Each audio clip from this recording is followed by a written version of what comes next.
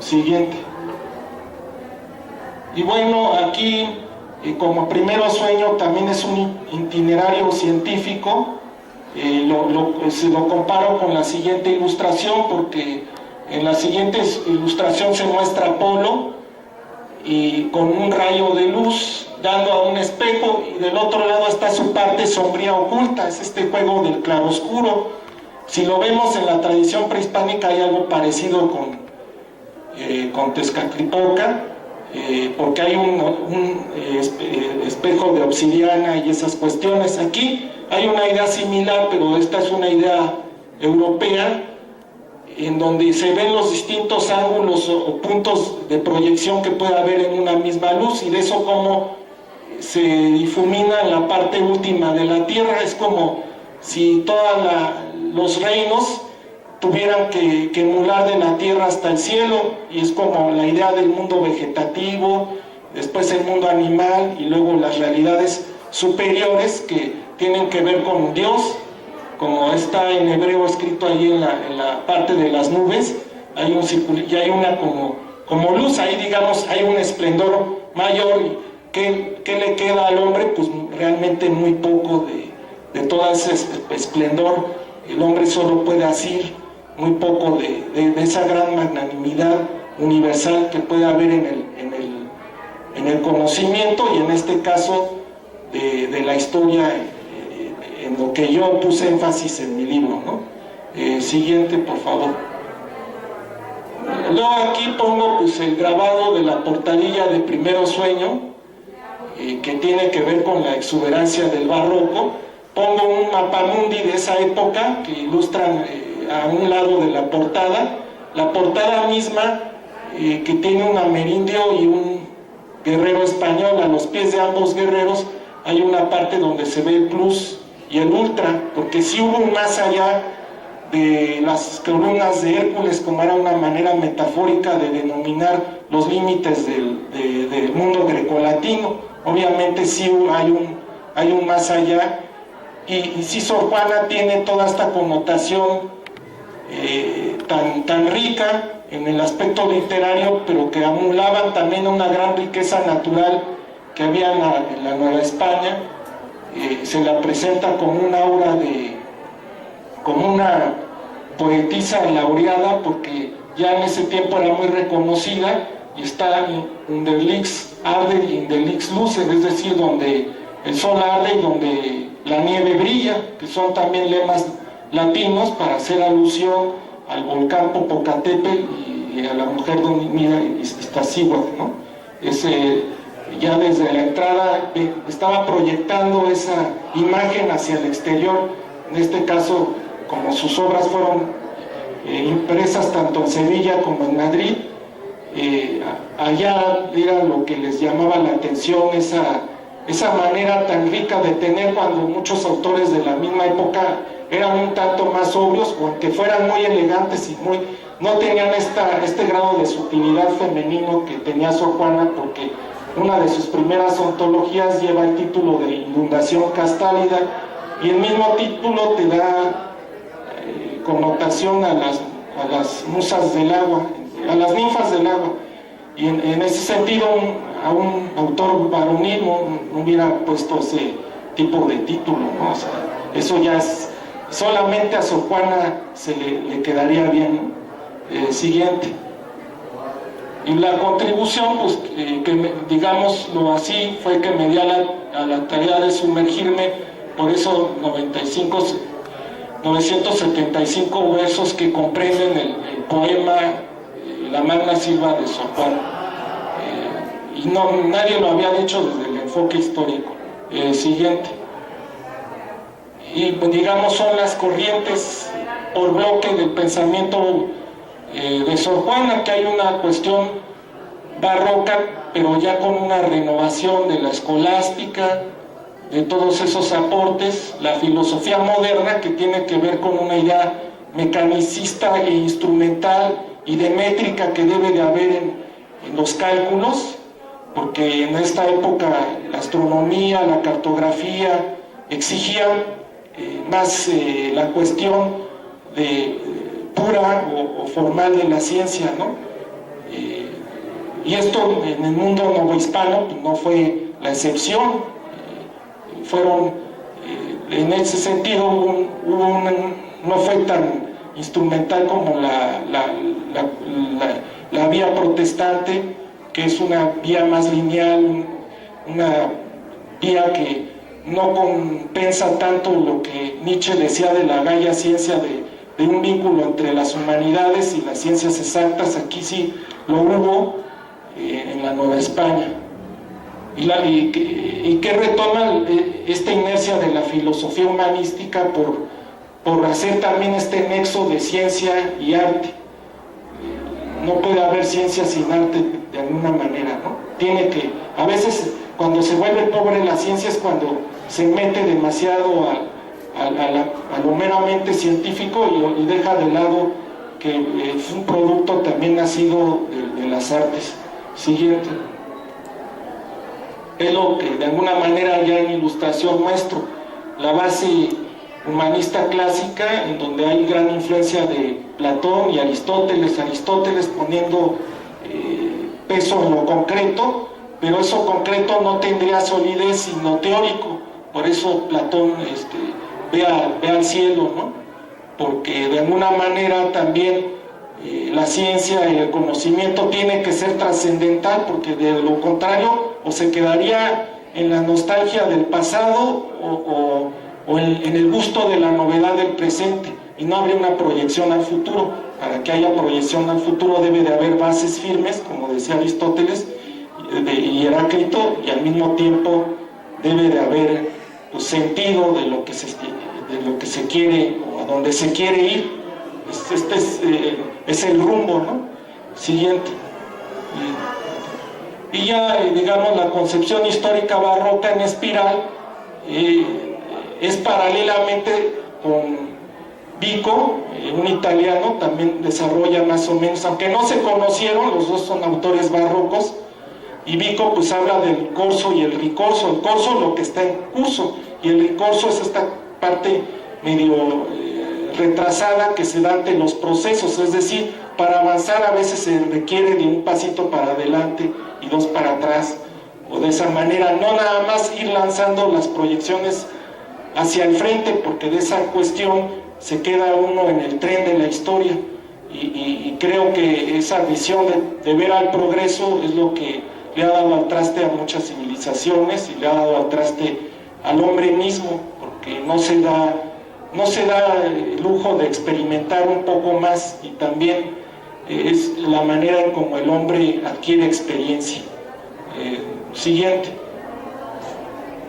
Temática del primero sueño, pues viene siendo definida por el padre Diego Calleja, que por un momento se pone en los pies de la insigne monja y dice que siendo de noche me dormí, soñé que de una vez quería comprender todas las cosas de que el universo se compone. No puede ni aún divisas por sus categorías, ni a un solo individuo. Desengañada, amaneció y desperté. Y es que el conocimiento tiene que tener un cierto grado de duda y desengaño. De lo contrario, estaríamos inmersos en las puras apariencias, y a veces no todo lo que brilla es oro, y las apariencias tienen una connotación más profunda. Si se le escarba esas apariencias, uno redescubre de una manera más palpable la realidad y la asimila mejor. Esa es de alguna manera una de las posiciones a las que se ciñe Sor Juana. Siguiente. Y ya, digamos, es el fragmento inicial por el que empieza el primero sueño del piramidal funesta de la tierra, nacida sombra al cielo, encaminada de vanos obeliscos punta altiva, escalar pretendiendo las estrellas y bien sus luces bellas, exentas, siempre rutilantes, la tenebrosa guerra, eso lo diría posteriormente, ¿no? Y aquí, digamos, esta es la sombra proyectada de la anteposición de la Tierra con respecto al Sol, pero Sor Juana hace un juego interesante porque todavía en ese momento no alcanza a asir o a cubrir toda la luna. Y a su vez, Aquí hace un juego poético distinto a los clásicos, porque normalmente a veces se decía que cae la noche. Para Sor Juana no cae la noche, en una noche artificial creada por un eclipse sube la noche, y en ese sentido también da parte de su originalidad criolla con respecto a una fórmula ya muy gastada en la poesía para esa época, ¿no? Siguiente. Y aquí vemos pues, ya propiamente lo que son las fases de la luna, que es como la personalidad misma de la mujer, que no puede ceñirse a una sola cosa. La luna creciente, cuando se está en posición de que algo está en inversión y se está germinando y se está fecundando, que es Hecate e Isis propiamente para los egipcios. La luna llena plenilunio es esta luna vigorosa que tiene toda la potencialidad de albergar la vida, pero que todavía no lo es, porque está en sus años mozos, y se representa con la diosa Diana, porque es la diosa vigorosa de la casa, y tiene todas estas peculiaridades.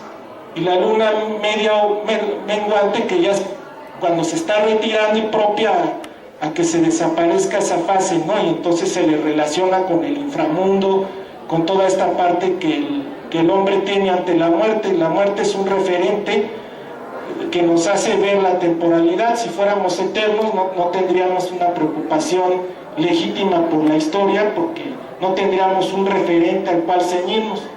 Y en ese sentido también aquí se ve la connotación cíclica que los antiguos tuvieron para medir el tiempo histórico. Y dicho sea de paso, estas lunas las ilustro porque muy probablemente Sor Juana conocía los dibujos que hizo en el siglo XVII Galileo Galilei. Estos imágenes de la luna son de uno de sus libros de anotaciones astronómicas, hechas ya con un instrumento científico como lo fue el telescopio. Siguiente.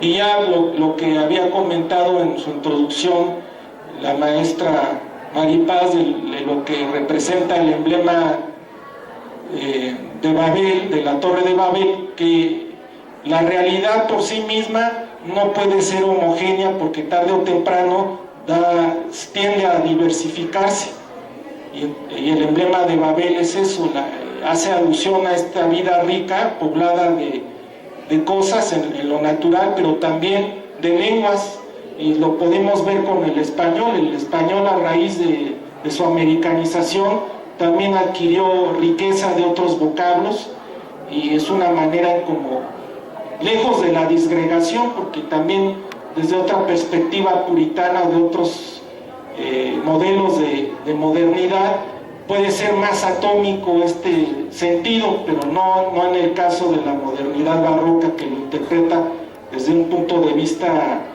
correlacionado y no en su singularidad únicamente. Sí, siguiente.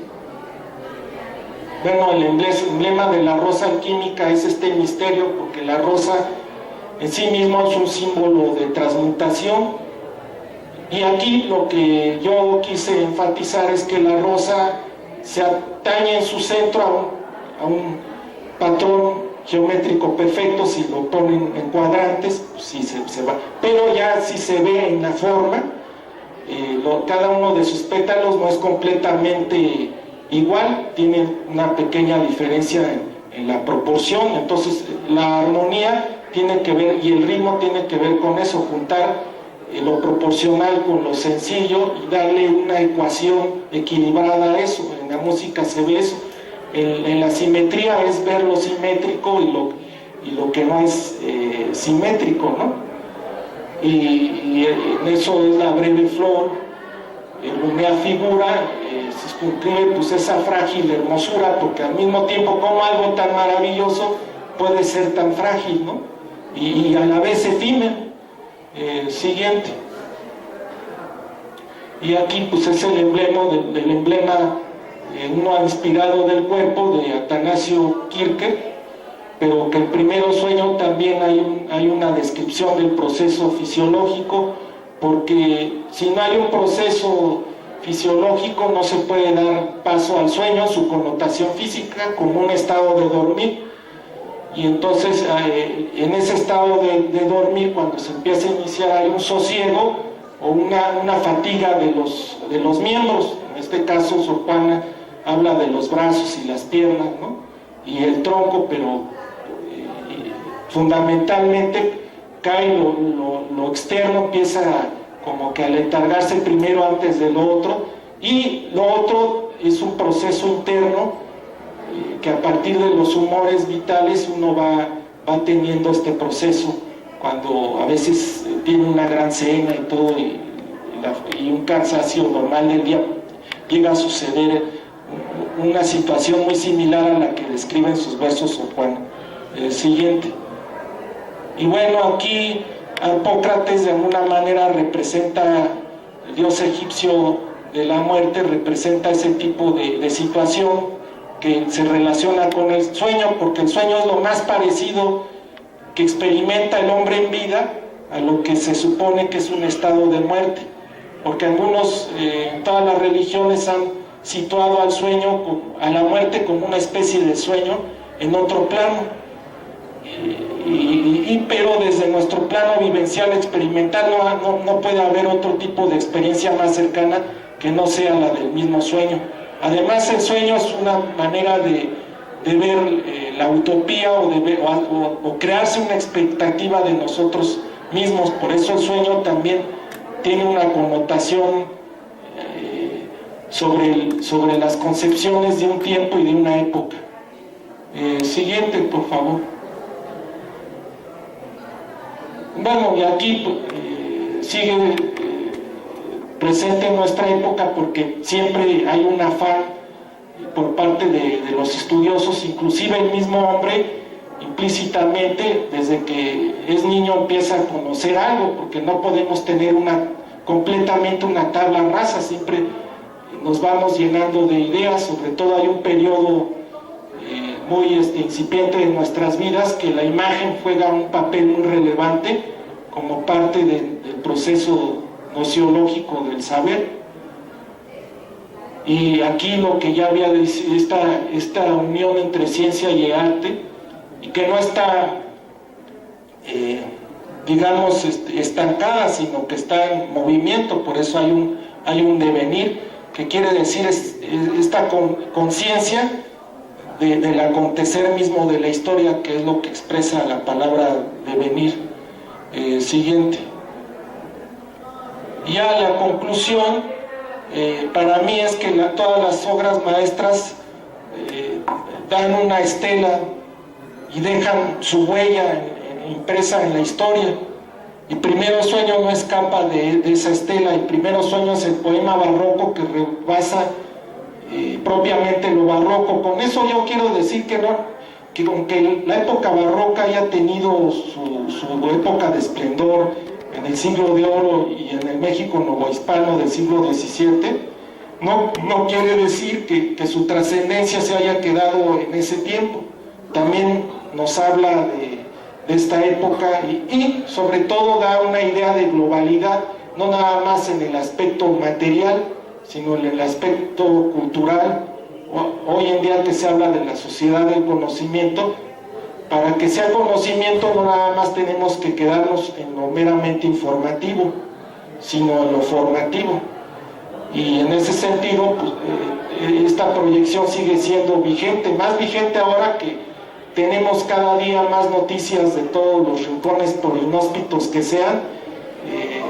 Ya no se puede uno aislar nada más en lo que es uno, pero de lo que se trata sería de combinar lo clásico con lo contemporáneo y dar una noción más integral del ser humano.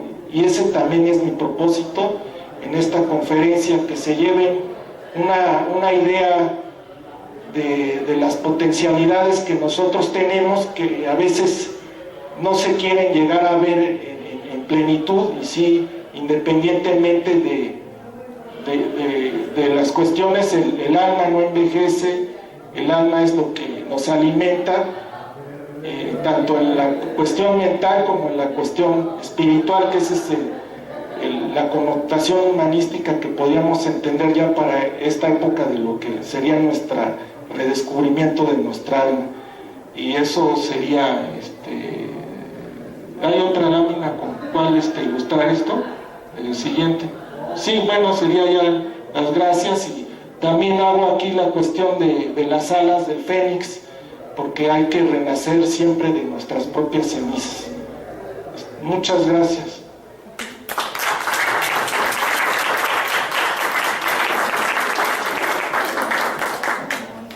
Muchas gracias, licenciado Hernández Meder, por esta magnífica explicación.